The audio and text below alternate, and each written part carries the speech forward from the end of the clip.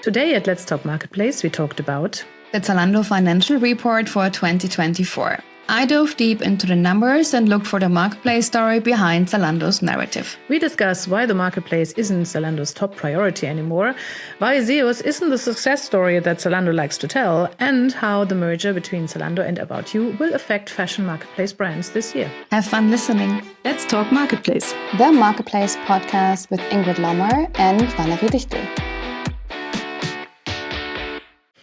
Welcome back. Another episode of Let's Talk Marketplace is on. I'm Ingrid, and today we have a very special deep dive lined up for you. Zalando, you might have known, has just released its last financial results for last year.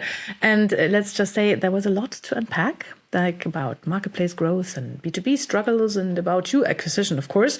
But is Zalando really becoming the platform company it claims to be? So quite interesting questions, which are hard to answer, especially as Zalando is like doing everything in its power to make the results reports really difficult to read. But unfortunately, very, very fortunately, I know someone who is ready to take up the challenge. And that is my lovely co-host and fashion marketplace expert, Valerie. So, Valerie, how long did it take you to dive deep into those figures? Oh, like 2024, the numbers are out since like 11 days now. 6th of March, they released it. And I thought I'm going to do this really fast. And it took hours and hours. I think I said 6-7 hours, to create the insights, the LinkedIn posts, the blog posts. And I'm I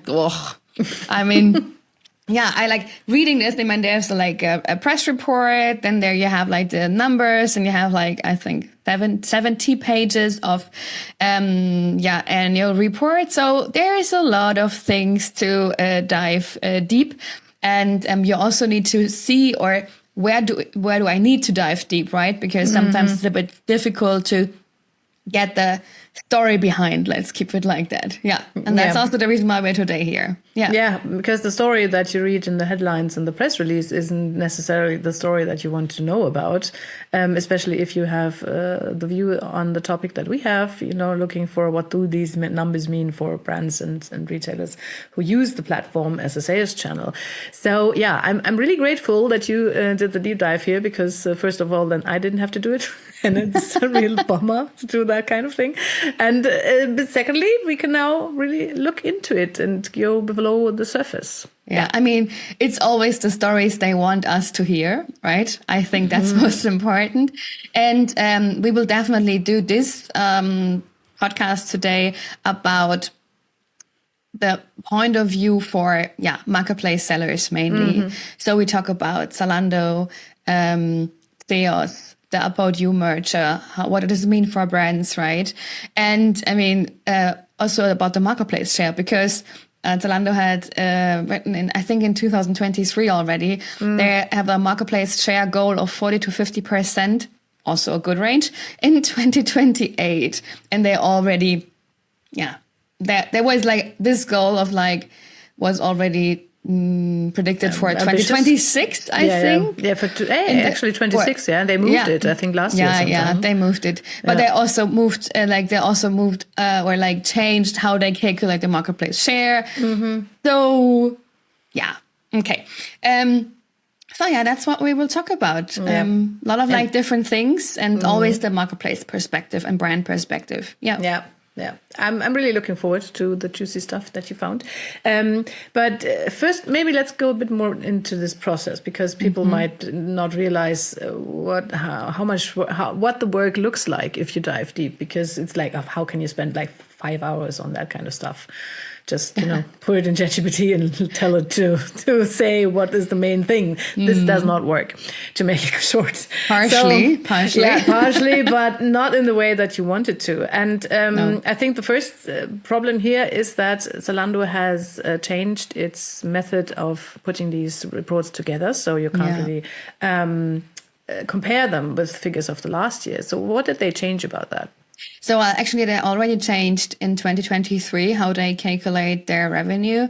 So before there was this retail revenue, you had together the retail revenue, the partner program, Zalando Connected Retail, and I think also Zalando Marketing Services.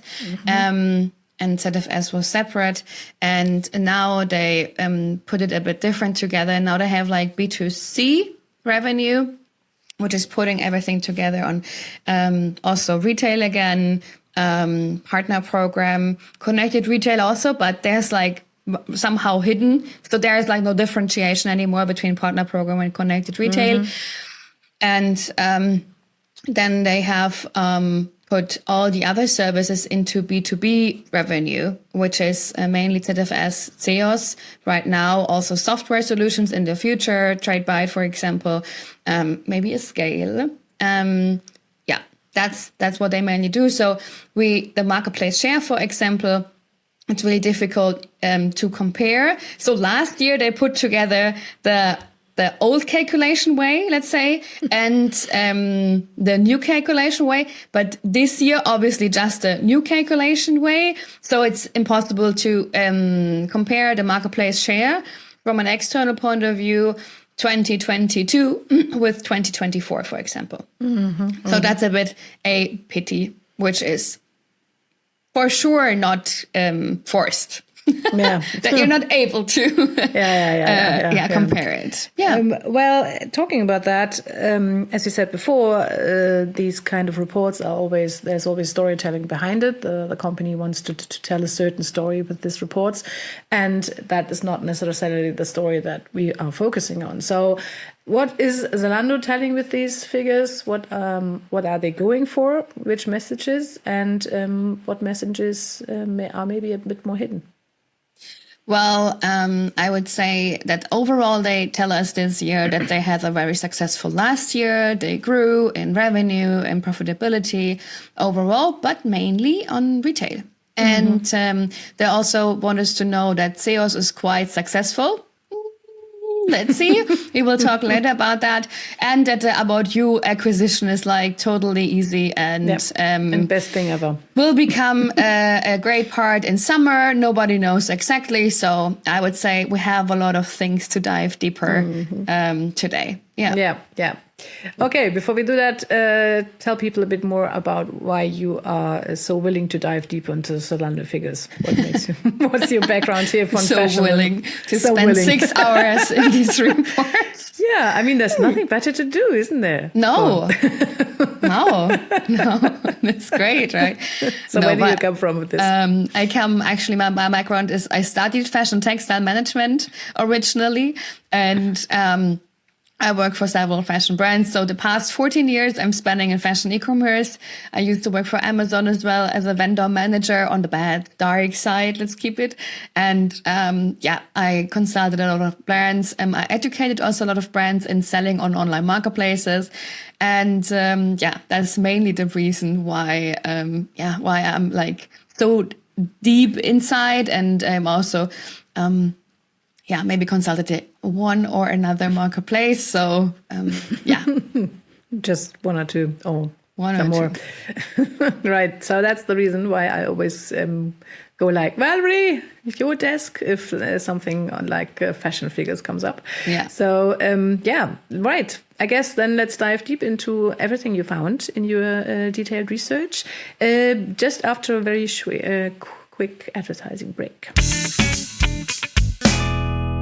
Bol has established itself as a local hero in Netherlands and Belgium and has become the market leader in the region thanks to a clear focus on customer satisfaction and innovation. As a generalist marketplace, it offers more than 42 million products in 28 categories and access to more than 13 million customers. This also makes Bol attractive for retailers from neighboring countries. Bol supports them with personal assistance, like direct support and customized solutions for new retailers, as well as local know-how about regional consumer needs. For logistics, retailers can use logistics via Bol, a fulfillment service that enables super fast deliveries. Bol also provides retailers with return management and retail media offers. Want to know more about Bol? Then listen once again to our podcast episode 97, in which we talk to Alex Ciorapciu, Director International Business and Integrators at Bol, about how to sell on Bol actually works. Okay, so let's dive into the figures of Zalando for 2024. Maybe first let's start, with the key takeaways here. So, what is the big picture? What did Zalando do in 2024 regarding revenue growth and GMV and stuff like that? Yeah. So if we have a look at the numbers, Zalando ended 2024 with a solid revenue growth. GMV increased by 44.5%. to 15.3 billion euro, and revenue rose also 4.2%. But the real highlight is actually profitability. The B2C EBIT, and be aware here, we're again at the B2C part, right? It's like they're splitting it up.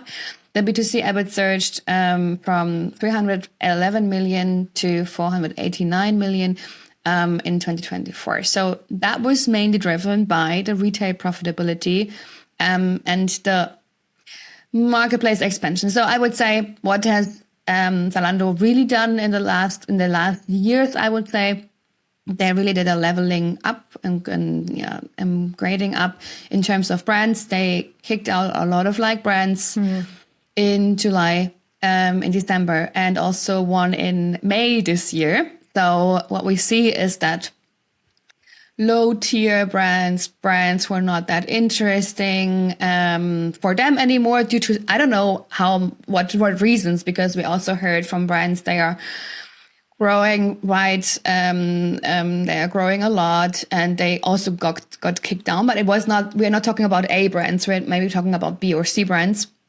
Long tail, they really cut that thing off in retail. And what I mean with retail is the on the one side, the wholesale business where Zalando is buying themselves, but on the other side also they got kicked from the marketplace business. So in their whole B2C business, if they kick a brand, then this brand, you won't find it anymore from this date on at Zalando, not dependent on the seller. So which means any seller who's selling this brand is going offline. Yeah. So, which is also if you as a brand hear okay, we made some mistakes in our marketplace business and our, cancellation rate is boring then, or it's not good, then they maybe stopped us from selling. But then I have maybe 5 other sellers who are selling my products at Zalando. But if you got kicked, then you got fully kicked. So that's a really big problem, because the notice is maybe half a year earlier. And often it's that time when the products are already ordered and started to get produced. And that's really difficult for the brands, because Zalando is often one of their biggest clients, especially if you talk about online sales in Europe. Yeah, definitely. Well, but focusing on that, Zalando has over the last year often talked about their marketplace strategy. As you said in the beginning, they once targeted to have a marketplace share of 40 to 50%, and now it seems that it must be a logical conclusion that if they cleaning out their marketplace so much, that the marketplace is not growing that fast anymore. So are they still going for this platform company look, or if you look at the numbers, would you say there's a different narrative going on? No, I would say overall, the B2C profitability rose, which means also the marketplace profitability. But overall, the GMV in the marketplace business just grew by 0.7%. So below 1%. Now we have a marketplace share of 34.3%. And that's interesting, because usually they were oh yeah, it was such a great number. We have such a great marketplace share. And the last year it was really, really hard to find out the final number. And now I found, because it was approximately 34%. And this year I was I found we grew to 34%. I was that was the number from last year. And then they were 0.7% growth. And I was wow. Yeah. Yeah, okay. I mean, they didn't put much effort in like new countries, for example, and they cut out many brands. So what they did really a cleaning. And what I also realized is if you want to get a brand approval at Zalando the last year, it was really difficult. And what was in the past much easier, as they were pushing you like, hey, you want to go online and you want to get a brand approval, we want you to just start exactly in 3 countries or more. And now it's like, you get a brand approval for your local hero country, and but not for the other countries. And then you're like, it's just 1 out of like 25 countries. So it's also becoming harder to really enter. And Zalando is cherry picking, obviously. Yeah. They are cherry picking a lot, definitely. Yeah. I mean, if you're an A brand, everything is quite fine for you. Yeah, of course. But if you're not an A brand, it's became very difficult. Yeah, I find that interesting also from a narrative point of view, because as you said, just 2 years ago, I remember those figures as well. They were putting the growth in their marketplace share right on top of their press release. Yeah. And now it's like, it's nowhere. Yeah, it's like nowhere in the communication. Yeah. That's true. And I wonder also because they still have this 40 to 50% marketplace share, which is also an interesting number. Into 2028, and I think like maybe. But is that still communicated, that goal? No, I haven't seen that anywhere. No, it's from like the 2020. It. No, it's the 2023 numbers. It's like they want you to forget about it. I guess. Yeah. Marketplace share? No, we never Marketplace talked about share. that. 1 hour ago? I can't remember. No, I can't remember anything. So that's but on the other hand, we see that a lot of like services coming, so which are growing, and we also have the About You acquisition. So that will be quite interesting. Talking about growth here, because it's still, I mean, we go on about the marketplace share, but still, if you look at the number, this is a very solid year for Zalando in challenging times. I mean, a plus 4.5% in GMV is really good if you compare it to other companies in the fashion area. So they seem to be doing things right, and even if they're not focusing that much on the marketplace anymore. So what is internationalization a thing for Zalando that they are pushing more for, or they see growth opportunities here? Yeah, I think also we have some good news to tell in terms of like the marketplace growth. The B2C expansion is going on. So overall, we have 3 new countries this year: Portugal, Greece, and Bulgaria, which are all coming and completing the marketplace countries to 28 different countries you are able to sell at Zalando, which is great. Interesting picks, by the way. Yeah. I mean, PK Portugal, I see that. Greece. Well, we have Scoots there, which is going to be difficult, I think. Yeah. And Bulgaria is also interesting growing pick. in Eastern Europe. Yeah, that's true. So that's quite interesting. What we also see is that beauty is also growing. So they expand with beauty there in just 13 countries. This year, they add also within those 13, Spain and Finland. And also they will also grow with Zalando Lounge. So there are some growth markets already placed, which will come this year. And I think that's quite interesting. So there we will see overall more growth, because, I mean, 4.5%, right? That's good on the base level, but now they expand again, which didn't happen for, I think, 2 years, something. Yeah. Remind me again, what is Lounge? Zalando Lounge is their off-price channel. So, for example, if you're just allowed to sell the products, you have a spring-summer season, for example, then you are allowed to sell this product in the spring-summer and maybe in the next spring-summer, but not in the winter and at the end of the second season, the old season.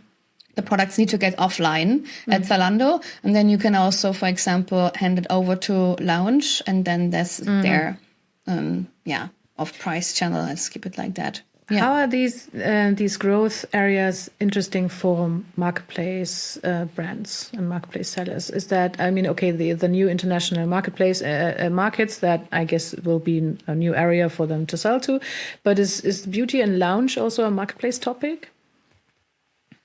Well, beauty is definitely a marketplace topic. We see that, for example, competitors like Douglas in the marketplace market, and the level of brands and premium brands, which are quite interesting for marketplace business as well. Because, if you have like low entry price points for cosmetics, it's quite difficult to sell it profitable. But in the premium, that's quite interesting. And I think also Zalando is pushing there. And I actually find it also quite interesting that I would assume as a seller that if I can sell on 28 countries within the marketplace business, I would assume also to do this with beauty. But beauty is a bit more difficult in terms of logistics. And for example, ZFS was in the past years not eligible to do to sell beauty products because beauty has hazard goods, so like difficult, dangerous goods, for example, perfume, glass, maybe sometimes cool products, and deo, for example, which needs another security level to ship also. Inflammable goods, Yeah, interesting. Yeah, right. So these are the growth areas. I guess then next we should talk about the elephant in the room and the implications of the Zalando and About You merger. After we tell you a bit about a project that we have been working on. Yeah, so do you want to meet us live again? Then come to the e-commerce day of our partner Kaufland Global Marketplace on April 11th in Cologne. More than inspiring 30 lectures on 3 stages await you, for example, from Philipp Lahm and Michael Menzel from Google. Plus, there are more than 100 exhibitors for everything that is important for your marketplace business. So you could be one of the around about 2,000 people who come to this event and who, like you, are passionate about e-commerce and meet in Cologne to exchange ideas and to network, of course. And Valerie and I will also be there with our brand new format. We call it Speed Connect. So come and see what can happen in just a few minutes between marketplace people. Yeah, indeed. We have our own dedicated area on the expo side where we want to bring marketplace people together and form new and unexpected connections. We invite you to join us at 5 dedicated topic tables where you can debate marketplace agendas like internationalization, profitability, or product presentation with peers and experts. And afterwards, a very unique networking opportunity awaits you. You definitely don't want to miss that. Yeah. And to make the decision, if you want to come a bit easier, we have an exclusive promotion code for you, which will give you 30% off your ticket. So register right away at ecommerceday.de/tickets, and we will link our promotion code in the show notes. Okay, so back to the elephant in the room. So Zalando took over About You. Just, I think, 2 weeks ago, they made the final decisions about that. Yeah. So it is not a big part of the figures, I guess, but it should be a part of the outlook of what they are going to do with them. So what was your impression? How important, for example, is this topic in the figures? So what is Zalando telling about it? Yeah, well, actually, in the figures, it's actually not represented at all right now because it's not happened in the numbers are about 2024, right? So they wrote that the acquisition the merger will happen finally in summer this year. That's it, that they will implement scale. They will also combine some of their services. And that the ecosystem is combining in some parts. So really vague, is it? I mean, it's not really vague. It's totally vague. It's totally vague. Okay. I mean, because if it's a big thing, you would think that at least in the outlook, that is always part of these kind of reports. No. This should be a bit, a bigger thing.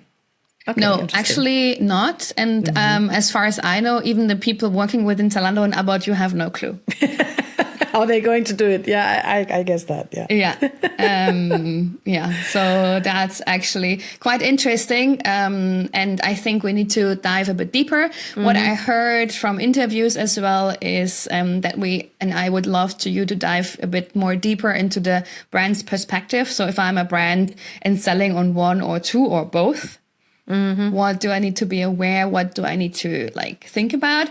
Because I think there are many aspects from like, there's like obviously some internal view at Zalando. And I think for them, the move is quite interesting. They, in an interview also said that the brand About You and also Zalando as their own online shops, they will remain for 3 more years. Yeah. And what I find also quite interesting is that the assortment share they have online at About You and Zalando, the share is just 30%. I would have assumed it would be more, to be very honest. You mean the assortment that they both have? Yeah, the assortment that they both sell on the online shop itself. So the overlap is just 30%. Yeah. Interesting. Yeah, I would have also thought that it's more. I mean, if we compare them, right? About You has selling to 26 countries. About You, Zalando to busier than 28. I think that's pretty similar. They are both the biggest.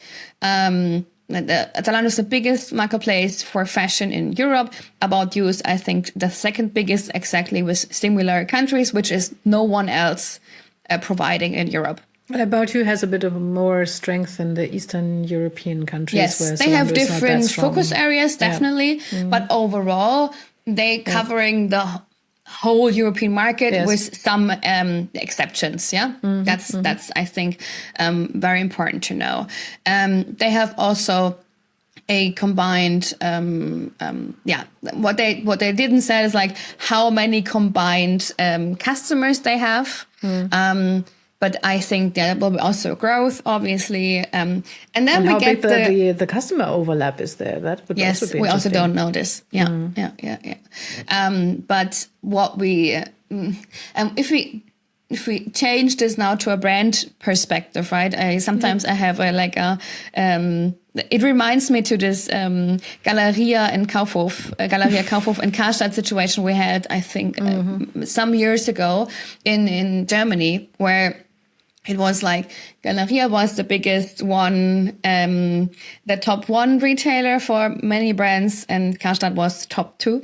And we have this as well in online right now. So Zalando is for many of the top 1, About You within the top 3 mainly, if you're selling on both platforms.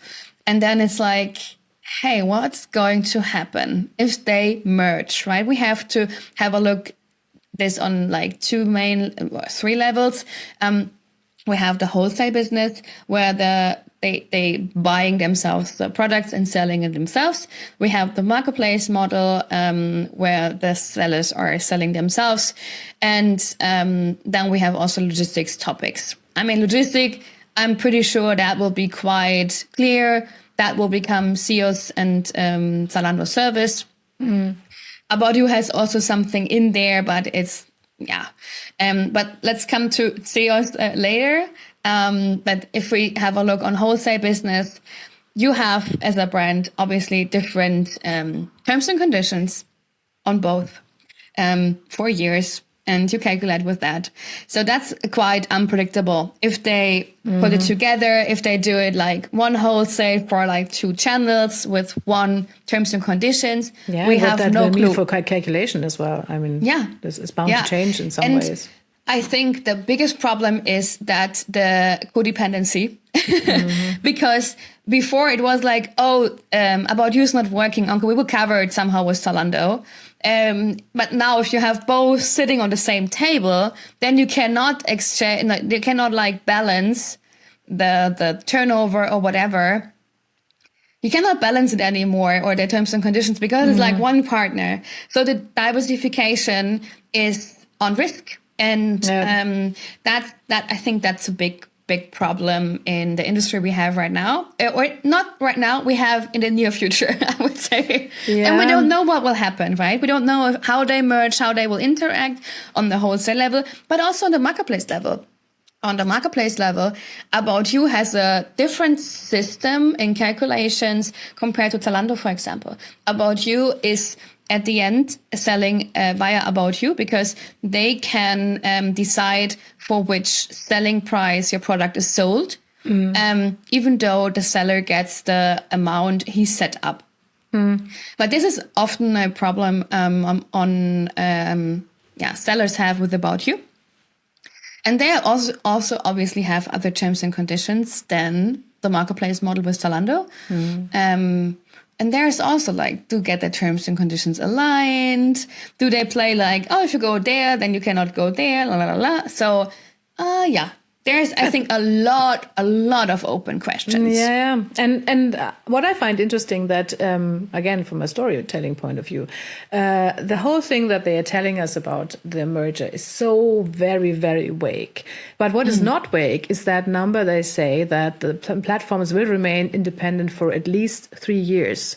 And combined with everything else they're not telling you, this is oddly specific, actually. So to me, it says that the long-term plan is to merge these platforms, definitely. And then it's going to be a huge step in that direction. Also, what I think is going to be interesting is it About You going to take over some of the strategies that Zalando has been implementing, coming back to the topic of cleaning out the marketplace. I mean, the About You marketplace is also quite a mess when it comes to, different brands of different sizes and brands that actually are a double of each other and stuff like that. So are we waiting for a clearance there as well? Yeah, lots of open questions. Yeah, I would say we have the very short term, right? Like what will happen maybe for the autumn winter season, ordering in summer. Maybe nothing yet, but let's see. But for 2026, we will definitely have a big change on the first run, in the midterm. And then in the long term, as you said, after those 3 years, what will happen then, right? So I would really, as a brand, to be very honest, I would somehow very fast look for alternatives, additional turnover or marketplaces, how and where you can diversify. Yeah. Again, diversification. Yeah. Because also what we also need to take into consideration is a merger is chaotic. And there's like, oh, I'm not responsible for that, but I have no clue who's responsible right now. It's like, I don't know how to deal with that. We didn't got any information. Yeah. So I think that will also be a part of it. So it will become a bit more shaky, definitely. Yeah. Yeah, looking at the time and our new, resolution to keep to around about 30 minutes, I have to keep pushing here a bit. But before we close it, I still wanted to talk at least a bit about ZEOS, because this is one of the things that Zalando likes to talk about. And they are pushing forward, and it's right on the top of their press release. So let's do a reality check here, because you looked into the figures quite deeply. And I think your narrative is a bit different from what Zalando wants to tell us about ZEOS. Yeah, definitely. Well, when we have a look at ZEOS, then we talk also about mainly the B2B growth. So right now, within the B2B growth, there is ZEOS, which is the overall name for their fulfillment services, and also ZFS, which is Zalando Fulfillment Services, which is included, which is already there for some years. And I really like ZFS. It's really a good thing they do there with their logistics, good price for value.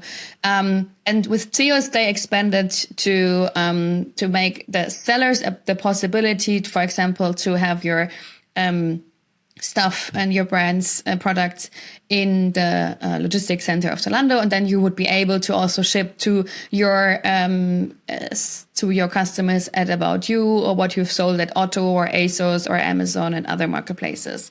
So just to make that clear. They wrote that the B2B revenue growth was 11.5% to 953 million euros. This is still like just 1/3 of the overall revenue they do in B2C. So B2B revenue is quite small compared to the B2C revenue. And actually, the profit dropped by 2.4% year over year. So I'm like, okay, they are growing, but they are losing money with it, or not losing money, but the growth phase. Yes, of course, that's growth phase. But they also I think they're in the market for, I think, till autumn 2023 with ZEOS. And then they're like telling like, yeah, we have 40 different partners. And I'm like, 40. Wow. So, and then they are telling us like, okay, there's Paper Jeans as a very good story. And the new story is Next. So from the UK, where they have like a huge project now with ZEOS. But to be very honest, it's 40 brands. I mean, that's not much. And I think they overestimated how many brands will use ZEOS, because ZEOS is more expensive than I thought. And you really need to do this and roll it step by step, because they were assuming like there's ZEOS, and then they will always then they will immediately hand over their own retail. You can also ship now with ZEOS, and also all other marketplaces. And I was like, well, if I would be your brand and there's a new logistics service, I would not be so insane and hand everything over to a new service for my whole online business. I mean, sorry. Especially that would be just stupid. As the brands that they want to work with in general are already active on marketplaces, so they already have something set up. They might not be absolutely happy with it, but it's working in a way. Yeah, so. Especially the A brands, the big brands. Yeah, and these are those that they want, that they're focusing on. So. Yeah. Besides, they have a special issue. For example, we are in the UK, like Next, we want to go to Central Europe. Then it's a complete different story. But if we talk about the Adidas, Nikes of this world, they are like, no, what? I'm we have it already set up, so I don't need you. So I think it's more for the smaller brands who want to like grow step by step, try it out, etc. But for the smaller brands, it's a bit expensive if you compare it with other fulfillment solutions. Yes, but if you want just to check out a new marketplace and you don't want to, if you first want to dig your feet in and try it out, I think that's a good option. But then overall, you need to find a solution which is more sustainable in terms of pricing and profitability. Yeah, interesting. And our return rates still in the fashion business, they're really high. Zalando has the highest return rates in fashion in Germany, in Europe. So even About You has better return rates in Germany. So that would be maybe a good change. I don't know. Let's see about that. Yeah, I guess we could go on and on, actually, talking about this numbers and these figures. We haven't even touched on scale, which is also a very interesting part of the merger between About You and Zalando. But it's not mainly our topic, because this is more about, ERP business setup and not that much going into the marketplace part of the business. So I guess we have to leave it out for now, because we are already way over time. And I guess if there's still questions open, I would like to recommend reading Valerie's very excellent article on our blog, in which she dove very, very deep into the figures. And there you can also read up all the numbers that we now listed today, because it might be a bit difficult to follow those just if you're listening to us. Yeah. And as we are speaking, I think also there's a lot of topics to talk about, which we are also secretly working on a community for fashion brands. So if you would be interested in that one, then just write me a private message on LinkedIn or on my email. And, because I think what these figures show is that there's going to be lots of insecurities this year in the fashion business, the fashion marketplace business, and lots of need for information, and maybe also lots of need for exchange between people that are all facing the same problems here. Yeah. And this is why we are setting up this close community just for fashion and sports brands. Yeah, fashion and sports brands and top tier brands. So that will be a closed, very tiny invite-only community group. We will open it in the longer future for more people, but that's our first start. And I think there's actually a big need right now, especially through the summertime. So what will happen? Yeah, absolutely. Right. Okay, Valerie, thanks for being my expert today on this topic. And again, thanks for looking into all that very complicated and deep dive stuff. And I guess we will just have to dive another time deeper into the fashion market, because apart from Zalando, there's also lots of things going on at the moment. Very interesting, but our time is up. Anyway, next week, if you want to join us again, we will be very happy to welcome Ed Sander again on the show and to talk about TikTok shop, because this is another very interesting topic that lots and lots of people are interested in the moment. And he has done he's an expert on Chinese e-commerce companies, and he just did a research on TikTok shop and how they are developing and what they are planning. So I'm looking forward to that. Yeah. Me too. Okay, then I guess follow us, listen to on Spotify, Apple, wherever, and tune in again next week. Bye-bye. Thank you. Bye-bye. You listen to Let's Talk Marketplace, the Marketplace podcast with Ingrid Lommer and Valerie Dichtel.